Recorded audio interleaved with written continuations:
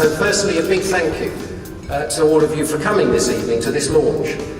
Well, we're here to launch the Wider Share Ownership Council as an integral part of the Wealth Management Association, and it's our opportunity to revitalise something that existed a number of years ago, and our abbreviation for this is WSOC.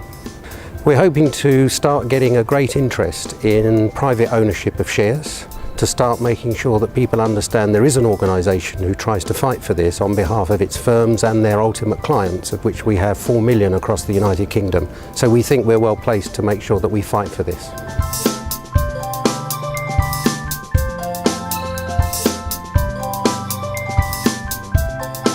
Well, we're celebrating the launch of the Wider Share Ownership Council.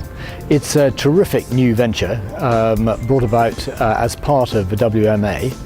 And it's all about encouraging more people to own shares directly. Good news for them, good news for the companies that they buy shares in, and it's good news for the economy. So it's really good for our country. It's very good news for businesses themselves because it provides additional liquidity, it allows extra money to be raised. For a retail business, it will allow more interest in their products. And indeed, it's very clearly shown that if employees own shares in companies that they work for, they do deliver better performance than those where you don't get employee share ownership. So there's all kinds of reasons why it makes sense to support wider share ownership.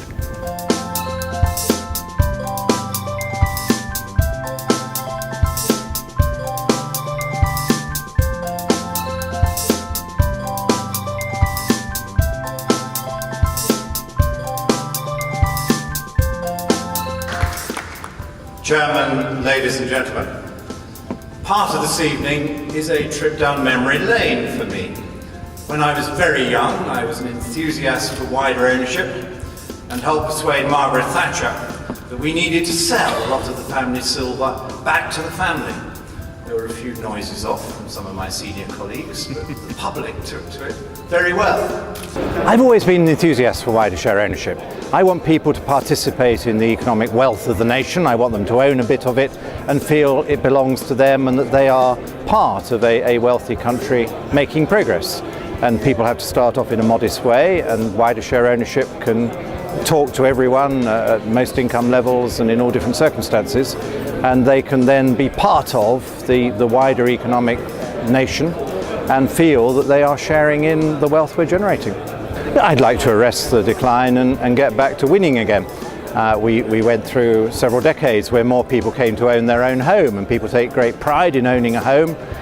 The main purpose is that they want a home they can control and they can do up and improve in the way they see fit, but it's also pleasant if it turns out to be a good investment for them. And then we broadened it out and said, well, why not own a stake in the business you work for, or why not set up your own business and own your own wealth in your own handiwork, or why not participate through your pension fund in owning shares in a range of other companies that are successful companies in the country at large. And many people found that very attractive. There have been lots of headwinds against wider ownership in recent years. The most difficult, of course, has been the very big recession at the end of the last decade, which made people poorer and made it much more difficult for people to save. Now things are beginning to improve. We want people to save again, and we want them to participate in the wider wealth of the nation. We believe it is very important for a wider share ownership, and in fact deeper share ownership across the United Kingdom. So anything we can do to get rid of any barriers or to promote wider share ownership across the United Kingdom we think is very important.